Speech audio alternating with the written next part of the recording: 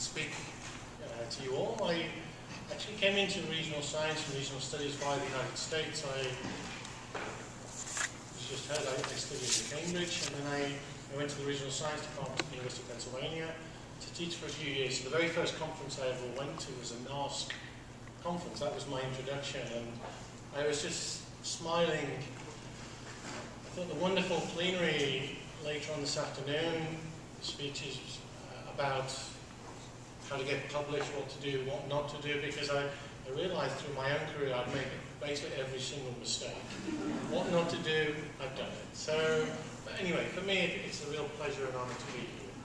What I'm going to do today, I'm going to try and do something quite visual. I'm going to show you lots of pictures and maps, but I'm going to try and talk through a set of themes.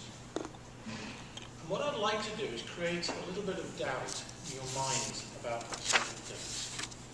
And that's my objective, that a lot of stuff that we read in books, we read in journals and so on, our discussions tend to follow particular trajectories.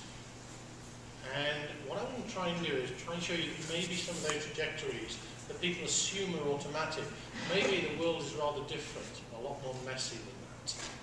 So that's the kind of background what I'm going to try and talk about. And the way I'm going to do it is this. I'm going to talk about the issue of globalization and economic geography. Now, I'm going to go through a lot of it quite quickly because you know so much of this stuff anyway. But I'm going to try and show you some themes and some ideas, maybe challenge you a little bit how to think about them, and I'll show you some evidence. And the evidence is generally kind of diagrammatic, but to give you a flavour of some of these things. And I'm going to talk about urban issues and regional issues. Of course, there's a big overlap and an interface. And I'll do this from the point of view of the OECD countries. And then I'll also then go on to talk about the European case. That's what I'm working at the moment, to show you some of the issues in the European context. And then we're going to talk a little bit about some of the current policy debates, which are operating in many different parts of the world.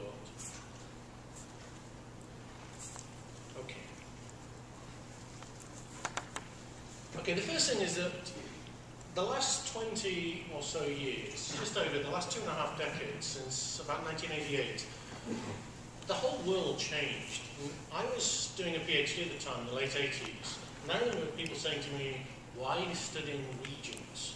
Boring. No one's interested in stuff like this. Because then it was all, if you were bright, you went into finance. Everything was finance. Regions, what? Boring. I remember people saying this to me. Nowadays I hear people saying, no, why interested in that? You should be focusing on cities. It's all cities. So if you're doing rural or agricultural, you think, why am I studying this stuff? Because it's all trying for the city. That's where all the action is. And you hear these kind of comments, and I kind of look back and think of my own career. Well, maybe it's not so simple. Maybe regions are not boring. Maybe it's not all cities. Maybe there's a much more mixed world out there. Between 1988 and 1994, the world changed. 1988 was the new constitution in Brazil. 1989 was the acceleration of the opening up of China under Deng Xiaoping. 1989, the Berlin Wall came down. 1990, Nelson Mandela came out. 1991 was the second industrial reforms under Suharto in Indonesia. 1991 was the second industrial reforms in India after the assassination of Rajiv Gandhi. 1991-1992 was the creation of the European Single Market. 1994 was the establishment of the North American Free Trade Agreement. 1994 was the new currency flotation of Brazil. 1991 was the invention of the internet as we understand it by Tim Berners-Lee. The world changed in a period of about 6 or 7 years. It was Larry Summers said it was the greatest change in economic history, so big that no one noticed it. Coming from a period when people said, why are you interested in regions? I think regions, cities, geography, it's on the map now, in many, many ways. In a way that it wasn't then. Now the strange thing about it is this is the world of free trade agreements, massive growth and double taxation treaties, bilateral investment treaties, and so on. New technologies, roll on, roll off, satellite systems, GPS, etc., etc. Enormous growth in the number of multinationals, outsourcing, offshoring. It's strange because in some ways this should be the period when everything is becoming more homogeneous. The world is getting flatter, as many people say. But what we've actually seen is internationally, we've seen a process of slow convergence globally. That's true within the European context, it's true more globally. Except the continent of Africa, that's a much more complex case. There are fast-growing countries in Africa, but not many. Much of Africa is static, and there are many countries in Africa which are actually going backwards. They're poorer today than they were in 1970. So the African case is more complicated. But broadly, we see slow international convergence. But we've also seen in almost every country in the world, bar about 5, greater interregional divergence in the last 20 years. So the strange observation is countries seem to be converging, but regions are diverging. And this has all been in the last 20, 25 years, and it's been a process that has taken everyone by surprise. We've also had these other trends, this kind of global regionalism. We talk about globalization, but a lot of it is actually global regionalization. The greater integration within groups of countries which are adjacent to each other. So the European context, for example, greater foreign direct investment between European countries, greater mobility between European countries. If the cost of time are increasing because product life cycles are getting shorter, the opportunity costs of getting it wrong are getting bigger, the risks involved are getting bigger, you need greater interactions. In other words, you need more frequent interactions. What that means is for any geographical distance, the optimum rate at which you're interacting is increasing, so the economic distance is actually increasing because you're making more movements per time period. So one argument says that the spatial transactions costs of distance, strangely, in the modern era of globalization have actually increased. And there is a lot of evidence for this. And particularly in higher value activities, more face-to-face interaction is required. So you can think of moving goods or moving people as the same type of inventory optimization problem. And what you get is higher spatial transactions costs. For high value, short product life cycle, and that could be products, services, it doesn't matter. Think of that type of argument. At the same time, many activities which can be standardized, you can produce a blueprint, a template, like an Excel type operation. Once you know how to do it once, you can just keep repeating it with different numbers. Those are the things that go down a wire. They can go to Bangalore quite easily. And you can still manage them from the Netherlands or from Columbus or wherever. Standardized, routinized types of activities are the things that have gone offshore. Non-standardized, non-routinized activities, there's a lot of evidence that says we've had 20 years where those types of activities have become more spatially concentrated. And if you think in terms of increasing spatial transactions costs for non-routine activities, but dramatically falling spatial transactions costs for standardized, routinized activities, what you get is a big separation. And in a very simple trick, this is just a simple little textbook type argument, think of a world made up of 3 cities, 3 city regions. We've got our bid rent curves, we've got the envelope bid rent curve gradient, that's the big city. If I can do this, sorry. Okay, it's not working. Anyway, we've got the big city with the envelope rent gradient, we've got the small city region in the middle, big city again. Think about the bid rent gradient is made up of 2 sets of bid rent curves. The bid rent curves which are steep are for the high face-to-face interactions. The bid rent curves which are shallow are for those for which face-to-face intensity is not required so much. What you get is something, you start off with something like this. If then you have a shock to the system, you have some sort of homogenization, at least institutionally and technologically, you have falling spatial transactions cost for anything which can be routinized. Whether it's manufacturing or services is not relevant. And also, rising spatial transactions cost for non-routinized activities is greater costs of time. And of course, what you get is you move from there and you get that. So the world is not becoming flat, as Thomas Friedman believes. Others, Richard Flores says the world is becoming more spiky. So actually, strangely, it's a good time to be studying regions and geography and all that stuff, because actually, in some sense, the world is becoming more uneven.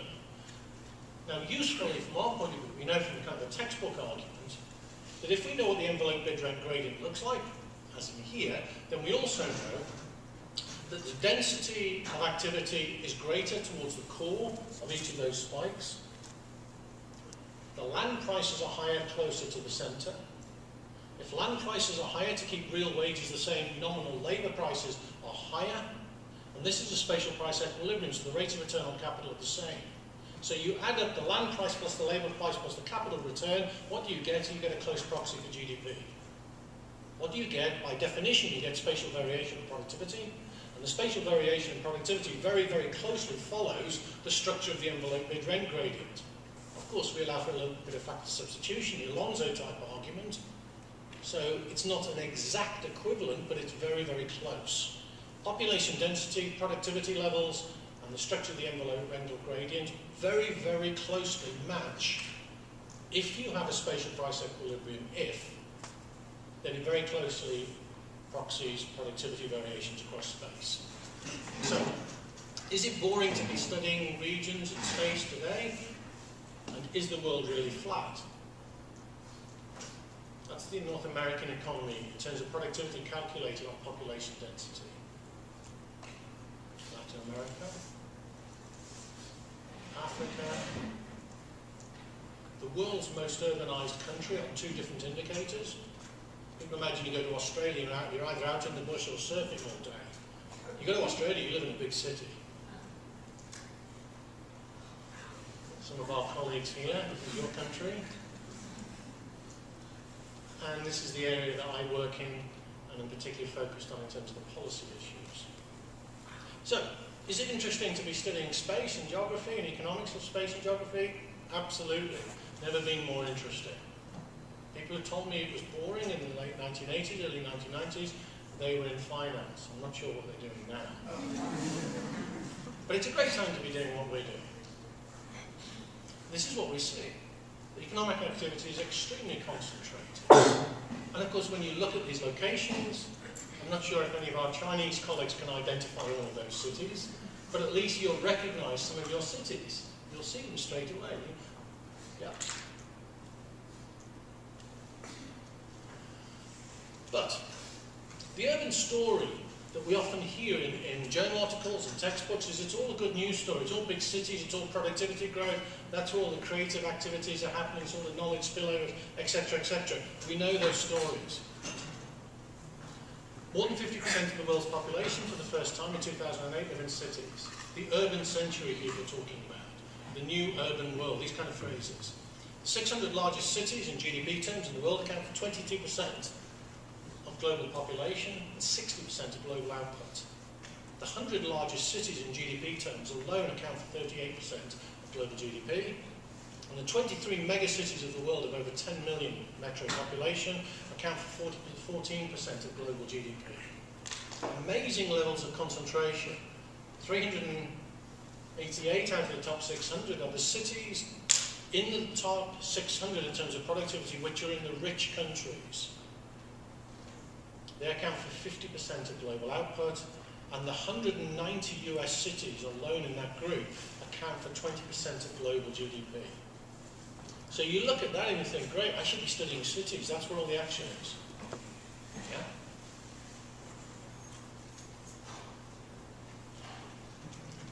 A lot of the emphasis, when you hear about discussions about Alfred Marshall, spillovers and all that stuff that we hear about.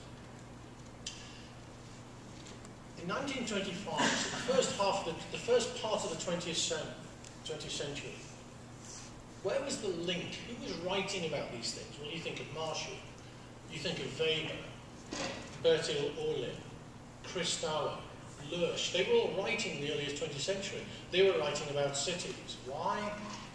Well, the 15 biggest cities in the world were in the 8 richest countries in the world. And don't forget, in those days, Argentina was one of the world's richest countries. It was richer than most of the European economies. It was very much a big city story. Is productivity, is wealth.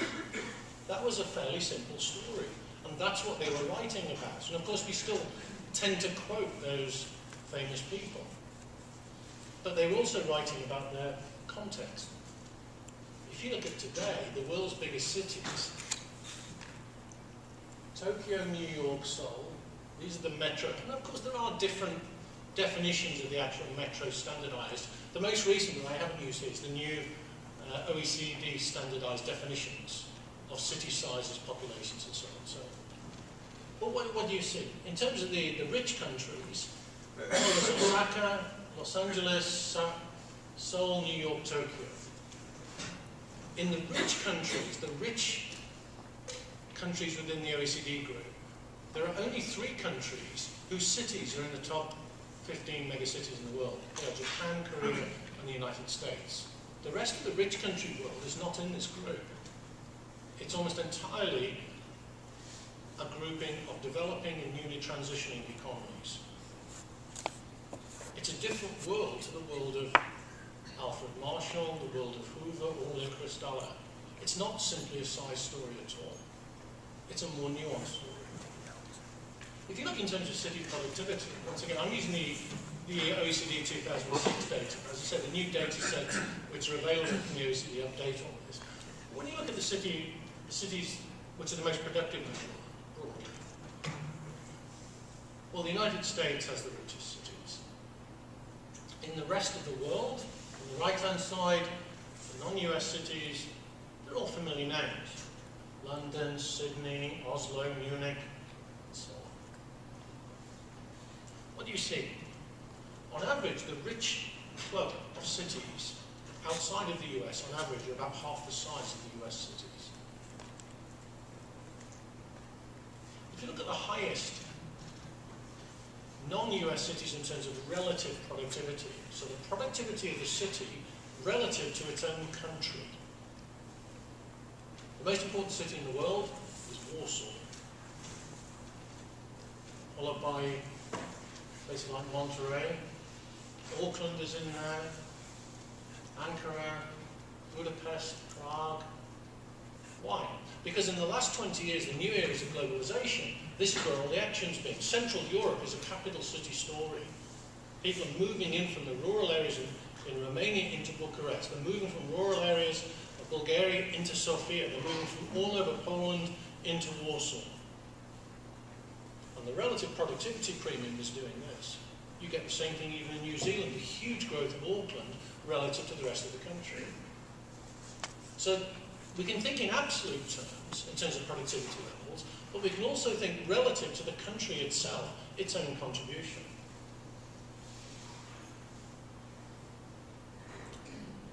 But is it simply a size story?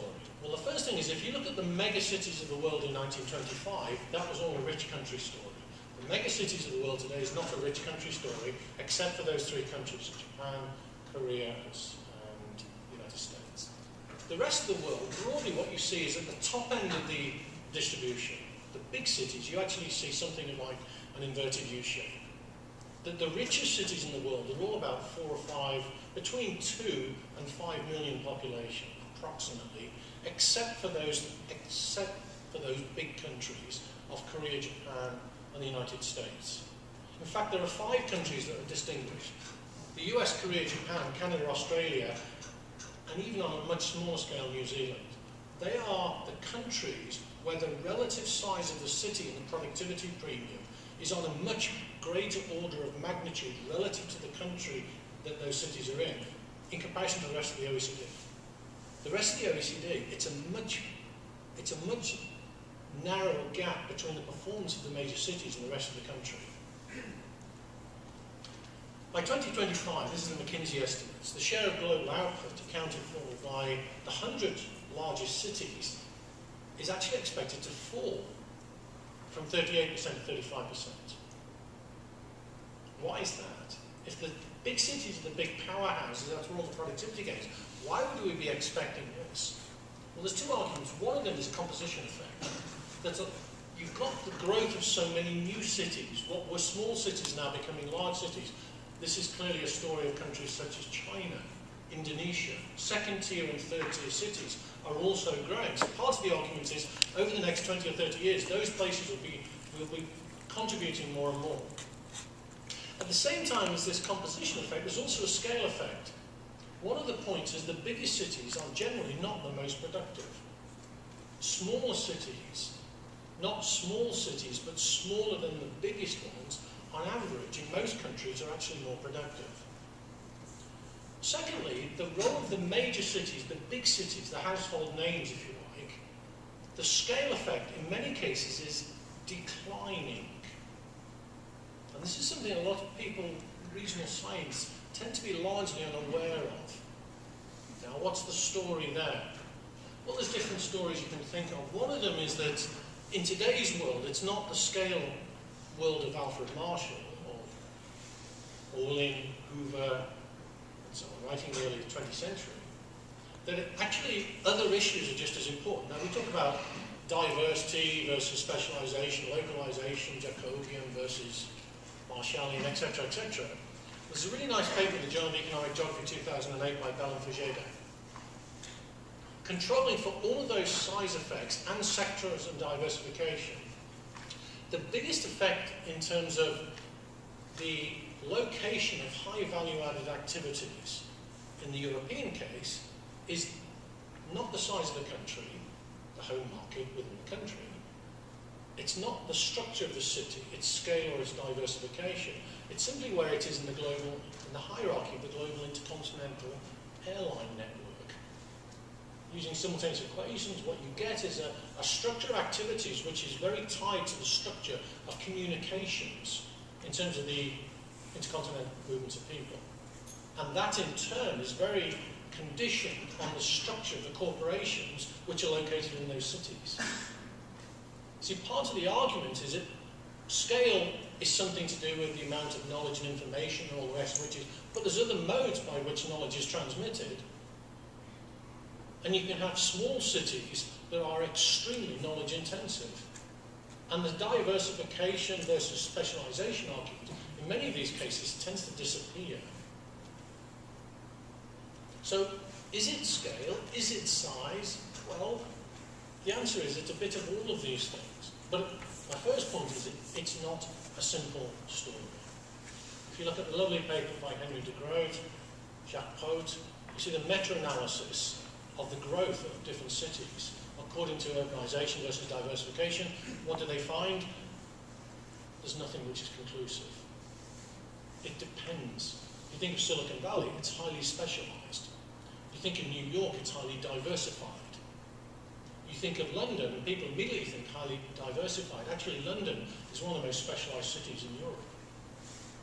So there's no simple story here. Moreover, economy, if you look at scale effects in terms of specialization or diversification, they're all about this 4 to 7% type of area in terms of productivity premiums. They're actually fairly similar. It's very hard to distinguish between these effects. So, think about my envelope. This is Poland. And in the centre of Poland, of course, is Warsaw, which is the world's most important city relative to its own economy. The spike is GDP per square kilometre, which of course is almost perfectly correlated with GDP per head because of the density effect.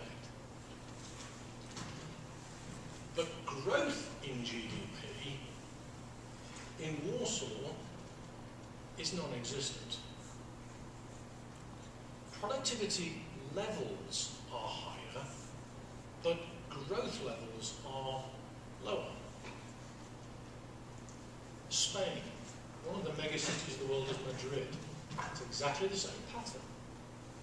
Right in the centre of Spain is Madrid, GDP per square kilometre, productivity per worker, and look at Madrid. This was before the global financial crisis. It's almost zero. Mexico. It's exactly the same pattern. So this looks like a bit of a puzzle. Why is it that these areas that we think of as where all the action is, productivity is high, but the growth effects seem to be zero, or in some cases actually negative? Why? Because levels are not growth. Rates of return on capital, if you think in terms of spatial price equilibrium, that assumes that the rates of return on capital are equalized across all places. But growth determines the rates of return on capital. And the cost of investing in a place is proxied by the land prices and the labour prices. If you want to employ 3 people, you've got to pay the wages in that place and the land prices in that place. If you're in Madrid, it costs you more to employ 3 people than it does if you're in a rural part of Spain.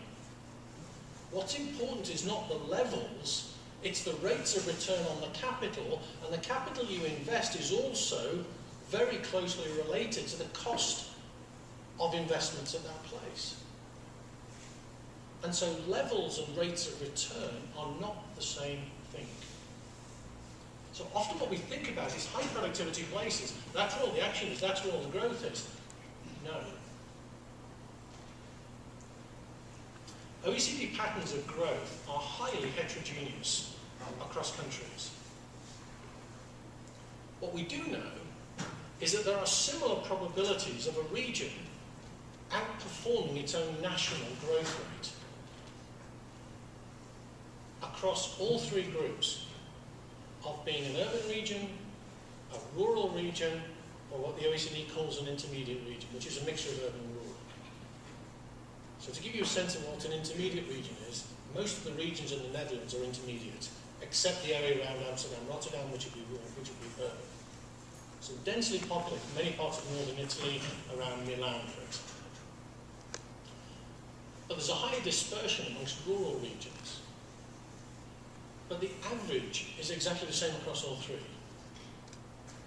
The point is that the benefits of concentration are neither linear nor infinite. And they're highly heterogeneous across OECD countries. And the evidence on this is enormous. And it's something that most of us in the academic world seem to be unaware of. You can Google and go straight into the OECD regional database. You can go into the OECD urban database. And it's all there. These are the patterns. There's no marked convergence or divergence according to type of regions, rural or urban. What you see is the rural ones, which are the green, have a higher dispersion at the bottom end. So you can have rural areas which are very sparsely populated, which are growing very quickly. This is productivity growth. And you can have others which are also contracting very quickly. The urban areas, the variance is much smaller, but the mean is almost identical. It's not that growth is dominated by cities.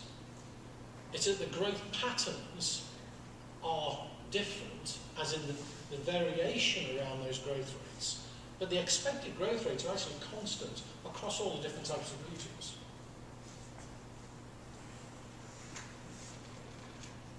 There was also a switch after 2000. So once we get into the 2000s, we're in a different regime from the 1990s. Modern globalization, which started in the end of the 1980s, as I just said, at the end of the 1980s, beginning of the 1990s, has had 2 distinct periods. The 1990s was very much the urban story. The 2000s is a switch away from that urban story. We know that productivity levels, post 1990s, 2000s, they're dominated by the big cities. We've already seen that, productivity levels.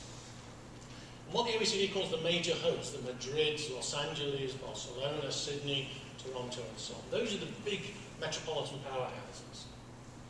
They account for about 1/3, it's just less than, it's about 28%. 28% of growth in the OECD, economic growth in the OECD, about 28%, is accounted for by what they call the big hubs. But the OECD has different classifications, levels, different levels of aggregation. What they call territorial level 1, territorial level 2, TL1, TL2. If you go into the data set, you can see all of this. So depending on the level of classification, but it doesn't vary very much. Between about 22% and 28%. It depends on how they disaggregate, but they have standardized ways of doing this which are comparable across all countries. The contribution to total economic growth of the big hubs is falling and has been falling for a decade. The big contributors, places like Madrid, they have higher productivity levels, but their growth contribution is falling and has been falling for more than a decade. Moreover, that pattern is common across almost every OECD country. And it's both the composition effect of newer places growing and also the scale effect of falling productivity at the margin, the rates of which I'm looking at. Productivity growth in the OECD is actually dominated now by the intermediate areas and many of the rural areas. I'll show you some diagrams in a moment. And this growth contribution of the non-core regions is increasing year on year. I'll give you all the references at the end to find this stuff. There is some evidence in the US case that there's a distance-related effect here in terms of the stronger growth of more central areas, the more peripheral, the more you go away from urban areas, growth performance on different dimensions, productivity, employment is falling. In the European case, there's almost no distance-related effect. It's not close. Many people immediately will think, well, it must be rural areas which are closer to the cities. They're the ones which are growing, the cities are spreading out, and the places which are more distant are the ones which are falling behind. In the European case, the distance effect is almost zero. It's a patchwork, and it's different across all the different parts of Europe. Each country is different. One of the things that comes out of all the OECD work is the idea of a typical region is less now than at any stage since the OECD have been gathering the data. Places are becoming more heterogeneous, but not a simple rural-urban story, not a big city, small town story.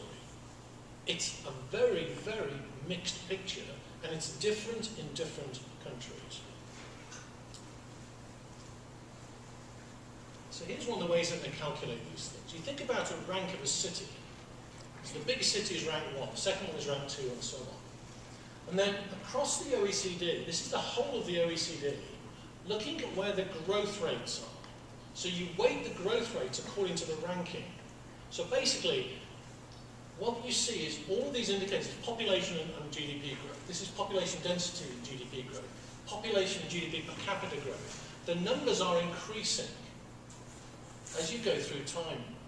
What that means is the greater contribution of growth is going down the urban hierarchy to smaller and smaller places.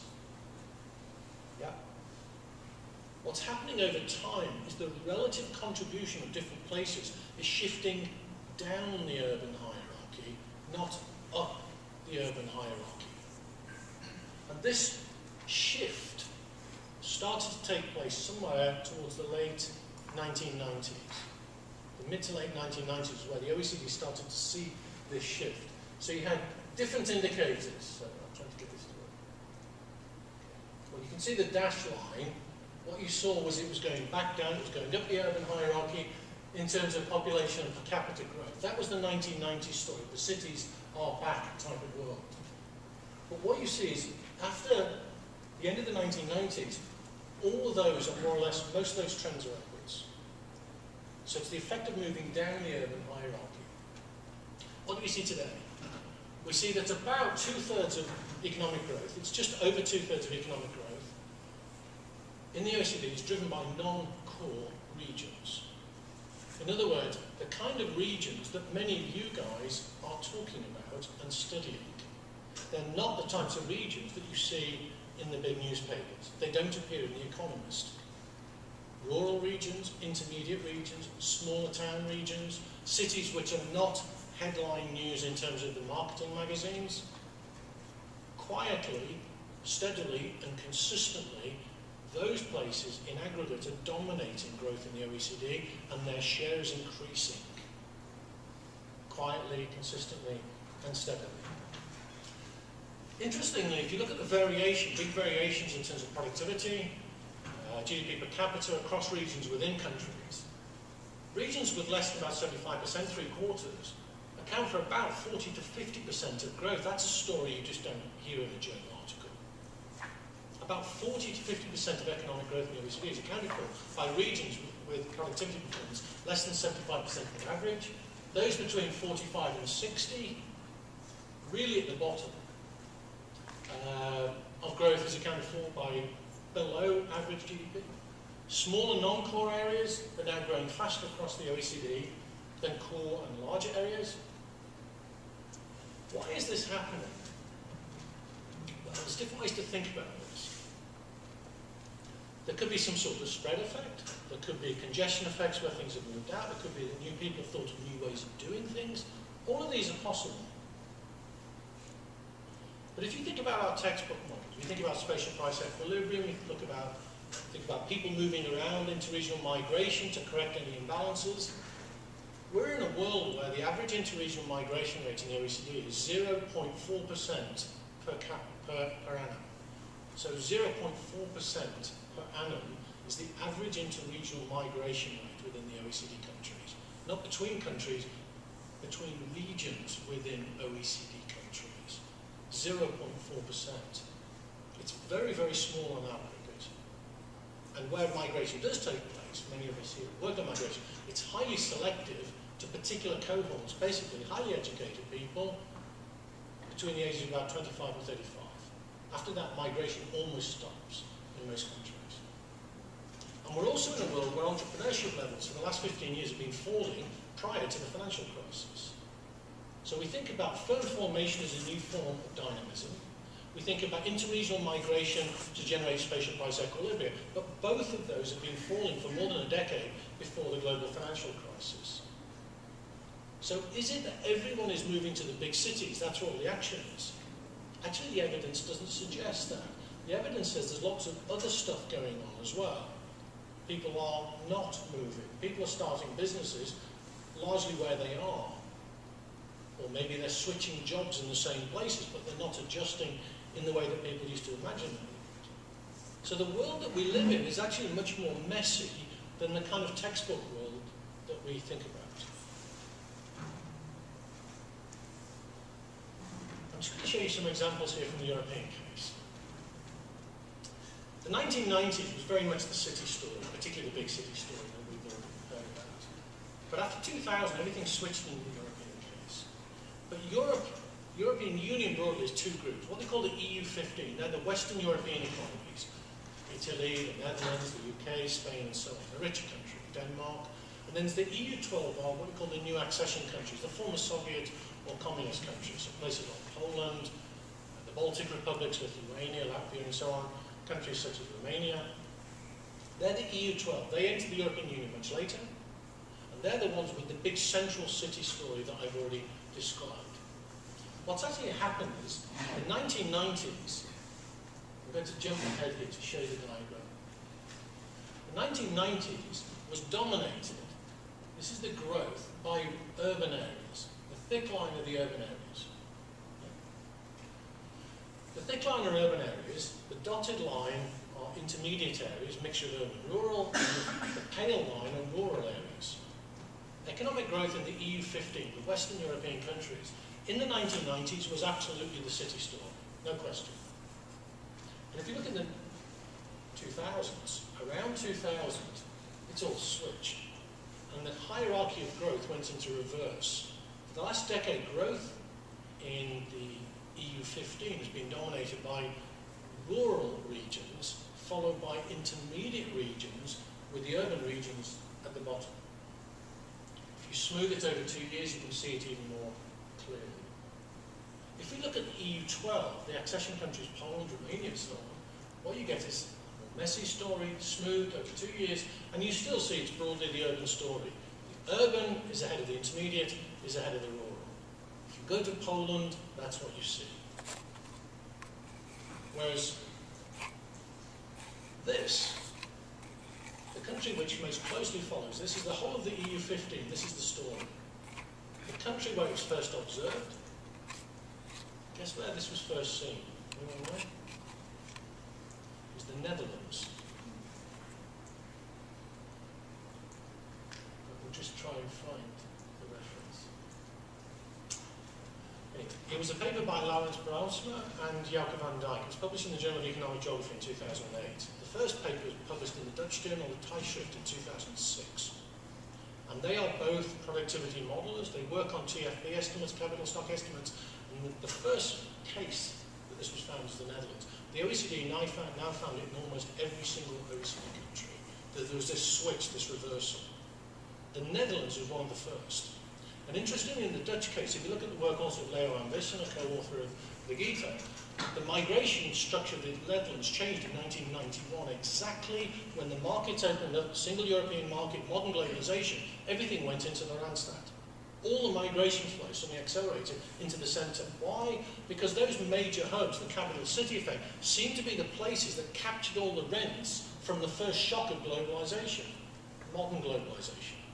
It was the Londons, the Amsterdams, the Madrids. That's where everything was happening. Learning new forms of business, outsourcing, offshoring, all of that stuff. But what appears to have happened is over a 10 or 15 year period, people started to learn how to do that and started to restructure spatially where they live, where they work, where they start businesses. And that central city effect across the OECD in aggregate, and certainly across all of Western Europe, that effect went into reverse, but not in Eastern Europe. It's still people coming into Warsaw, people still coming into Prague. This is Central and Eastern European story. I said about the growth rates, this is the European data, this is across all 726 TL, what the OECD call the TL2 regions of Europe. What do you see? Growth rates. This is the average growth rate prior to the crisis.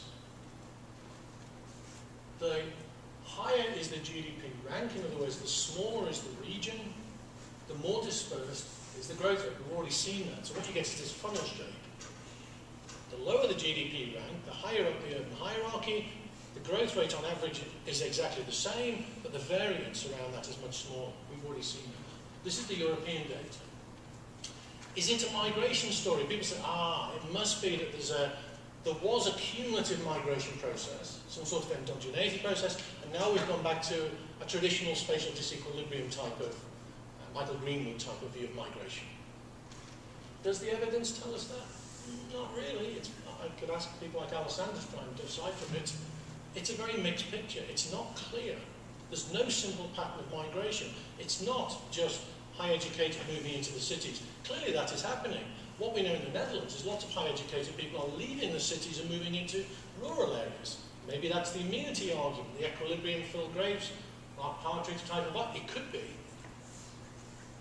But what the OECD, I haven't got the slides here, show actually is there's no pattern. There are 4 different types of regions. There are regions that people are moving into the kind of cumulative effect. There are regions that people are leaving with a cumulative effect which is negative. There are some places where people are leaving, what you get is increasing wages, the disequilibrium, equilibrium response, and others where you get the opposite response as people move in. There is no simple or general overarching pattern across the OECD.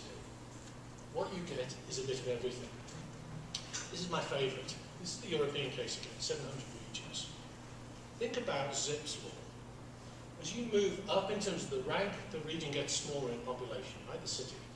Here what you've got is the size of the city. So imagine on the horizontal axis we have the size of the city, we have the rank on the vertical axis. So you're regressing the log of the rank against the size, which is the classic central place type of argument. Now do a thought experiment. If productivity, we know it's not true, but if productivity was identical in all places, then a Zipf's law of city output would look exactly the same as a Zipf's law of city population size, right? Now imagine the productivity levels are higher in cities with bigger sizes. Imagine that's the case. Instead of having a straight line, exactly the same shape, what you'd have is something which is convex. Because the bigger cities per capita will have higher productivity. So if you translate a Zipf's law in size of population to one which is size in output, instead of it being straight line, it becomes convex. It's pushed out this way. Now translate that into growth, which is the growth rate times the GDP size of the region. So if you weight it by the share, 2% of a very small region is only a small contribution to growth. 2% growth of a very big region is a big contribution to growth. What do you get? What you get is a concave shape. This is Europe. Why is it concave? It's completely inverted. The reason is the vast majority of economic growth in Europe is not in the big cities, and it's not in the very small places. It's in all the intermediate places. It pushes the function outwards in the middle. It's bowed outwards, so it's concave. It's completely the opposite story from the normal type of way that we would think about these things. This is the OECD data on the European case. So, what we see is in the 2000s, there was a regime change. The question is, why? Why would that be the case? Well, one argument is simply new technologies. So, for example, my sister and my brother-in-law used to work in London. He works in a very face-to-face intensive activity, works close to the city, is interacting with dealers and brokers in terms of design. He's in the design world dealing with big corporations. And they lived in London because that's where they had to, that's where all the industry was. After a while, he becomes much better with his IT systems. They have an amenity preference, they decide to move out. They move to a little village, of course you do, commute into London 2 or 3 days a week. He has Wi-Fi on the train, he has all his CAD/CAM systems. Sitting on the train is like being in the office. He doesn't need to be in London all the time because he doesn't have constant face-to-face contact because he does things through IT, but he still needs a lot of face-to-face contact. But he moves 160 miles north of London. What you see is increasingly people are learning different ways to do the same thing as technology. That's one possible argument. Another argument is that there are also spatial transformations in terms of the provision of services and goods. Increasingly, people shop online, for example. That's another possibility. What is it? I mean, there is a spiky world out there, but the spikiness is changing. It increased in the 1990s, no question. But in the 2000s, that spikiness is starting to become much more like this because the growth effects are generally not where those spikes are. Broadband provision, this is across the European economies, the difference between urban, intermediate and rural. What do we see? Rural are green, urban are red. There's a big variation across countries. If you take a country like Romania, you want broadband provision, you have to be in a big city. There's almost no broadband in rural areas. Whereas if you come up here, countries such as the UK, Ireland, there's almost no difference. Whereas in the early 1990s, the only place you could get high bandwidth internet was being in the core cities. Whereas now it's just regarded as you want it everywhere.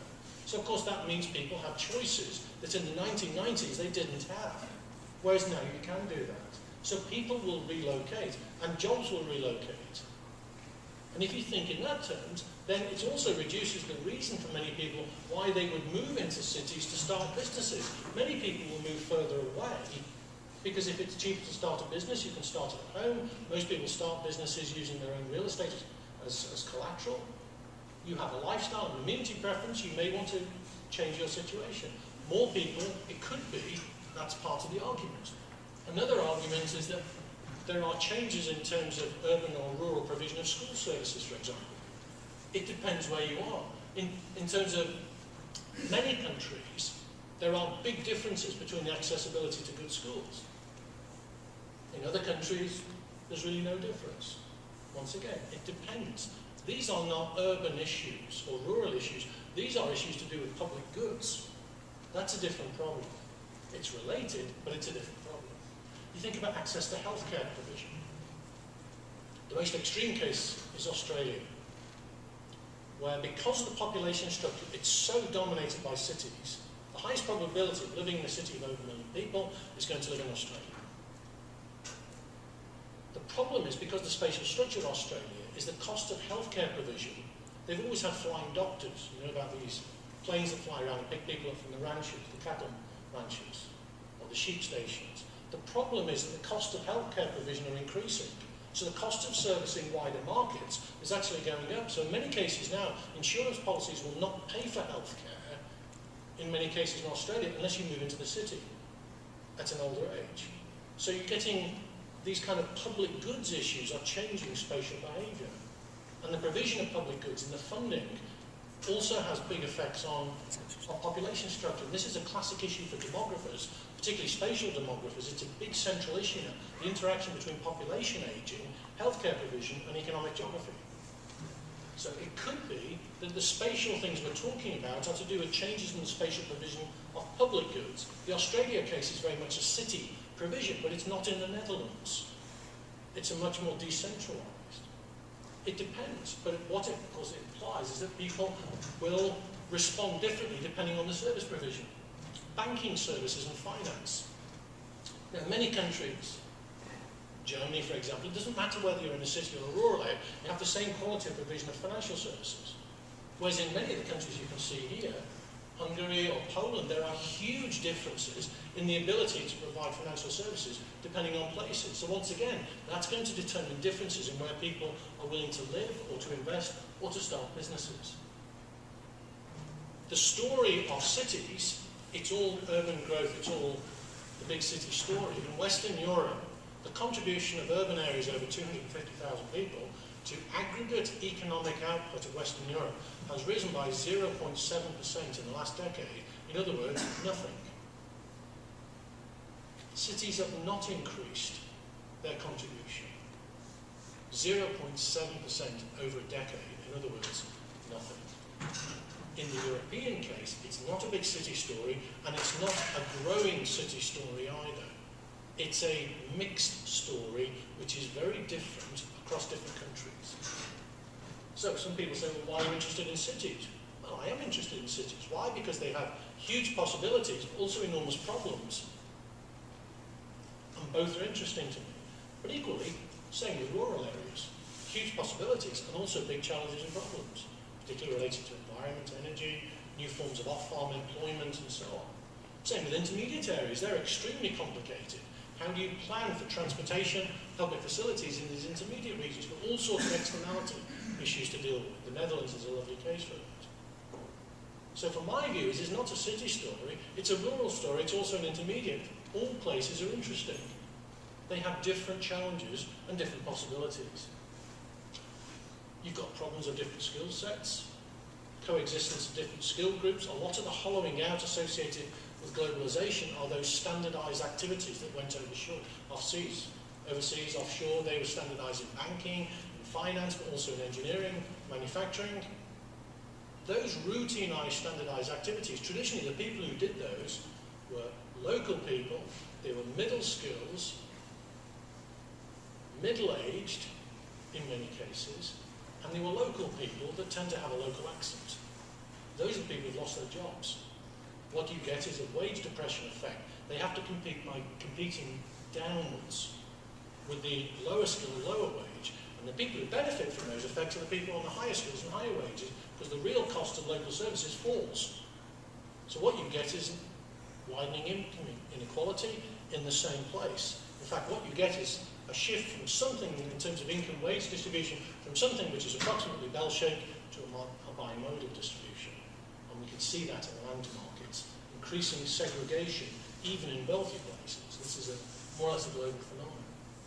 So you've got all these compositional changes taking place, overlaid by the fact that we had this huge city composition concentration effect in the 1990s, which in many parts of the world has started to spread.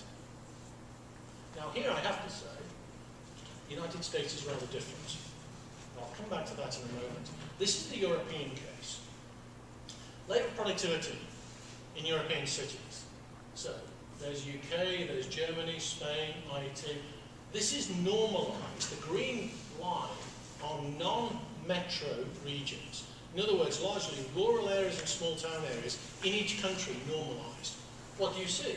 Well, Germany, for example, has cities with high productivity here, high DE is generally higher than the national average. There's lots of them. There's also lots of German cities with productivity levels lower than the national average for non-urban areas. And immediately you think, oh, that must be East Germany. You see exactly the same pattern in the UK, in Italy, in Spain. Strangely, the country which most corresponds to the textbook description is France. Look on the far end there. That's Romania, Hungary, Bulgaria, all those places. Those are the places where the city effect is massive, and particularly the capital city effect. That's the classic, simple story in terms of a textbook type of argument. But Western Europe doesn't really look like that. If you look at the changes in labour productivity, you see this effect even stronger. That the changes in labour productivity, actually many of the cities are underperforming rural areas. 3/4 of German cities are growing slower than non-urban areas. That's not just Eastern Germany, that's also many parts of Western Germany. Look at the UK. Some of the UK's biggest cities have got productivity performance which is lower than this is a growth effect, lower than rural areas. Italy, 3/4 of Italian cities, productivity growth is lower than non-urban areas.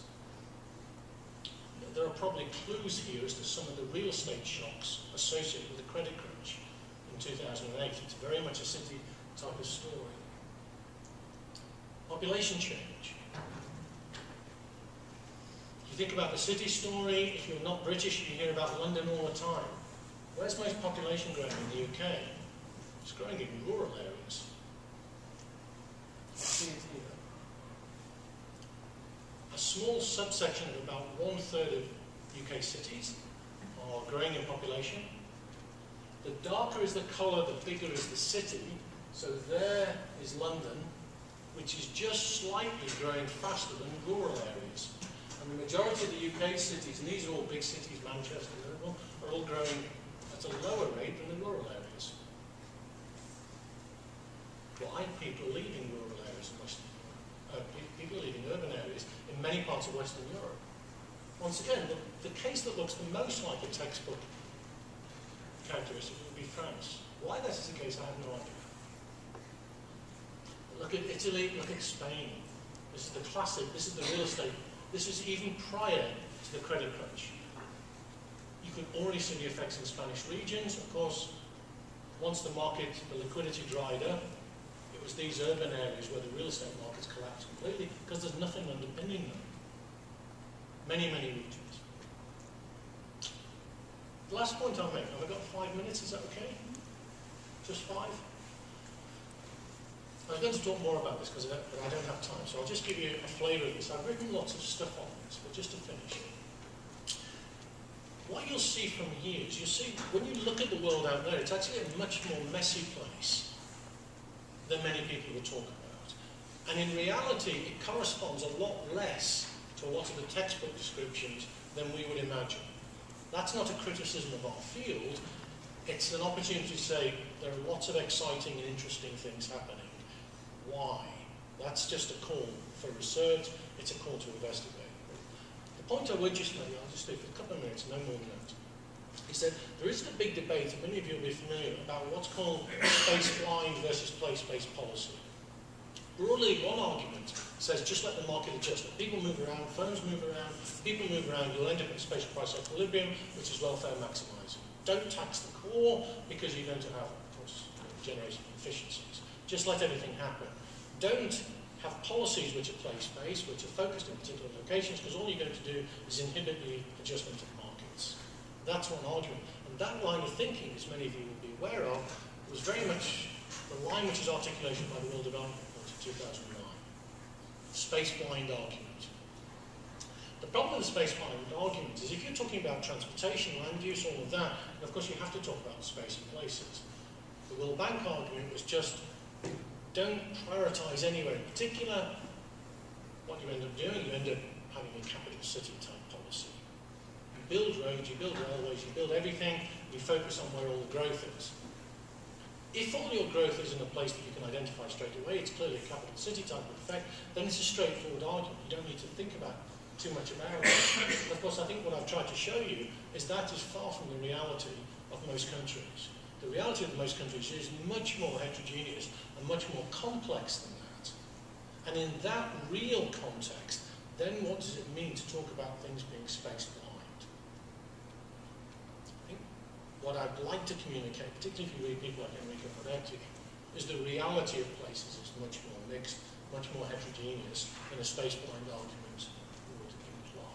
So I'm not going to, I had quite a lot more to say on this, but I'm not going to because I don't have time. But I'll stop there.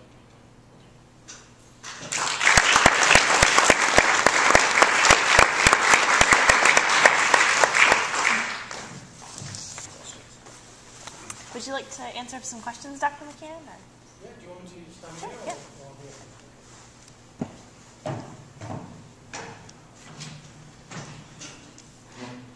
Any questions? Okay. Questions? Are we sure? Let's check. Well, thank you again. No questions? Would you speculate a little bit, maybe this is something you were going to do and didn't have time to, but would you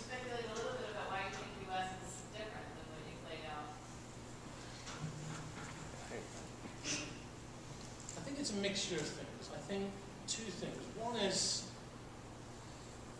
in some sense, mobility is higher in the US. In reality, it's much less than people think, for a start. If you look at the workplace outlook, people like Michael Swarm, we know that you have mobility, and we know that there's certain trends in that, particularly the immunity effect, north-south, Rust Belt to Sunbelt, that kind of stuff. But the vast majority of migration within the US is also actually very local. It's not interregional, it's very, very localized. It's people moving within bars of the same metro area, or adjacent metro areas, but it's not much more than that. You do have more mobility. What you also have is a growing population still. Migration into the United States is still very large. I think it's lower than it has been in previous periods, but it's still very large. And migrants tend to automatically go to cities. We know that in every country. So you've still got a movement of people into the cities. What you get is US cities, for historical reasons, on average are bigger, but you're talking about a country of 300, 305, 306 million people. Interestingly, the average size of US cities relative to the population is very small. Think about it. Dublin is a third of the Irish economy. Yeah? London is 1/7 of the UK economy in population terms. If you remember, there was the famous Lichtenberg book, 1/10 of the nation, which is the study of the New York metropolitan economy, because in 1954, New York was exactly 1/10 of the nation. It's nowhere near that now. So the US has bigger cities on average relative to any other OECD country, apart from Japan and Korea. And of course, Japan has 2 megacities, and the other cities are a lot smaller. Korea has one, basically. Whereas the US has many cities of over 1 million, and many cities of over 2 million. US cities on average, in absolute terms, are bigger than everywhere else in the OECD. Well, in the rich country OECD, but relative to the size of the economy, they're actually quite small. So the primacy issue is different in the US to other countries. You are not dominated by a single metro area. France is, UK is, Denmark is, the Netherlands kind of is, and so on. So you have a different spatial structure, largely because of your history. At the same time also, you don't have, for want of a better word, your population in rural areas, in many cases, is a newer population. In a sense, you're a newer country. And here, the parallels with Australia and New Zealand, they have almost the same spatial structure as the United States. Closely follows its law. You have more mobility between rural and urban areas, and it's largely away from rural and into urban. So you have a much more similar spatial structure. Canada does as well. Whereas, for example, if I take the case of Alessandra, I don't embarrass Ali, but Alessandra's family have lived in the same village. It's a tiny village since what goes back to the 16th century. Alessandra's ancestors are buried in the same church, which is 20 metres from Alessandra's parents' house, back to the 16th century. This is the pattern of mobility in Europe. Strangely, of course, people forget you have something similar in Japan. Many Japanese villages are incredibly old. So there's a connection with place in certain countries. And this is, I think this is really a sociologist's field, the sense of place. There's a big literature on this in sociology. And of course, also in the place-based argument, Roger Bolton's famous paper in Urban Studies in 1992, the sense of place is a powerful argument why people don't move. I mean, if you think of spatial price equilibrium, once we've got these differences, people should be moving. But what you see is the average interregional mobility is 0.4%. It's minuscule across the OECD. That's between regions in the same country. The vast majority of people do not move. And the reasons they don't move, I would argue, they must be largely to do with culture, community, all those things, which are extremely strong issues. Charlotte Melander, who works with Richard Florida, has written a lot on these issues. Many sociologists have written on these issues. My guess is those bonds, those ties in the US are probably weaker than in many other countries. And you would see the same picture in New Zealand, in Australia, the other, Canada, if you like, what the OECD calls the New World, the offshoots, British offshoots, that's the Angus Madison's classification. He even included the United States in there. So countries which are relatively new, but in early stage had very good institutions, relatively, a lot of mobility, transferability of population. My guess is this is really where all the clues are. And what's important is, I don't know if any of you have read the recent McKinsey documents on cities. I'd recommend the McKinsey Global Institute. Some lovely reports, the ones on China, the ones on India, and there's the one on US cities. And what you see from the work from Price Waterhouse, the OECD, McKinsey and so on, is the average size US cities we know is bigger, but the productivity premium between metro areas and non-metro areas is higher in the United States than in any other country in the industrialized world. The other countries are a very different story. And being a European and working in Europe, it's often very difficult to translate literature which emerges from the United States and apply it in the European context. If you look at the growth in China, it's not Shanghai which is growing. It's hundreds of cities that most people in the West have never heard of. They're second tier and third tier cities. It's a different story. Whereas in India, it's very much the mega city story. People moving to Mumbai, they're moving to Calcutta and so on. Whereas in China, it's these hundreds of cities all around 1 million population, 2 million population. That's what's driving growth. So, I mean, the way I would look at it is that really the stories of history and culture are crucial here. And even in the case of Korea and Japan, if you look at the 20th century experience in those countries, it's very much a cultural and institutional story. It starts to give a lot of flavour as to why certain cities grew so quickly in the way that they did. So this is a very non-technical explanation, but my feeling is actually those are the roots of these issues.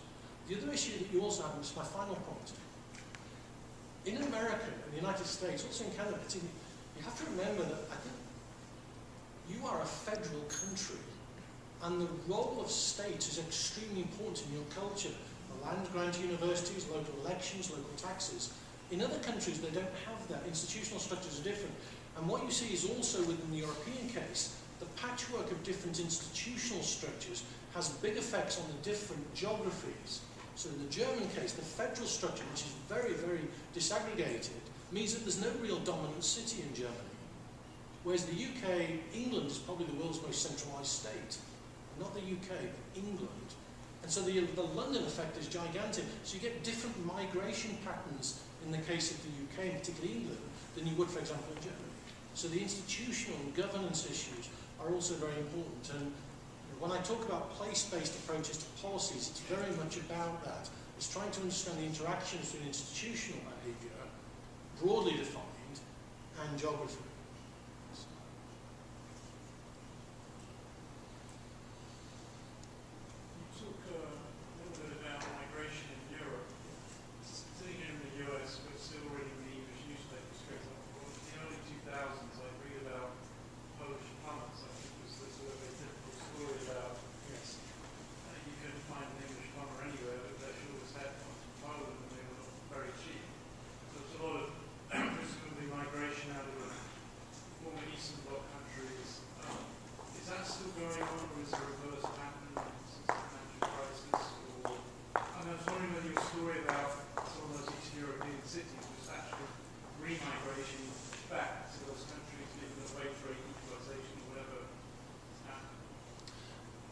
The stories I showed here are migrations within those countries to the capital cities, or the big cities.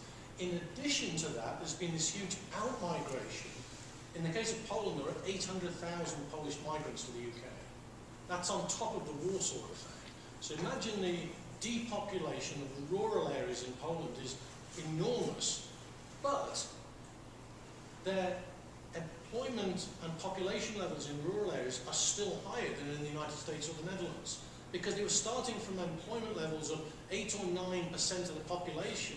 In the case of Bulgaria and Romania, it's higher than that, 10 or 11% of the population, working in rural areas, in agriculture, whereas the equivalent populations in the UK is about between 2 and 3%, the same in the Netherlands.